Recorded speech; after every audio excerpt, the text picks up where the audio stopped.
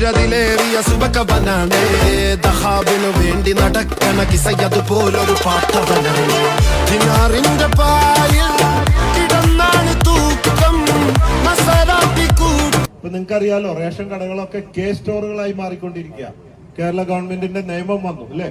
ഇപ്പൊ നാളെ ഞാൻ ഉദ്ഘാടനം ചെയ്യുന്നുണ്ട് ഒരു റേഷൻ കട കെ സ്റ്റോറായിട്ട്.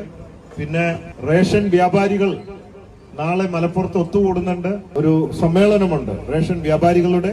ഈ പോച്ചേട്ടി മറ്റ് പല ബിസിനസ്സുകളും റേഷൻ കടകളിലൂടെ വിൽക്കാൻ വേണ്ടി താല്പര്യമുള്ളവരുടെ റേഷൻ വ്യാപാരികളുടെ ഒരു സമ്മേളനം മലപ്പുറത്തുണ്ട്. മഞ്ചേരി കോണംപാറ മലബാർ ഹെറിറ്റേജ് ഹോട്ടലില് സമ്മേളനമുണ്ട്. അതുപോലെ ഒരുപാട് പേര് അപേക്ഷിച്ചിട്ടുണ്ട് റേഷൻ കടക്കാര്.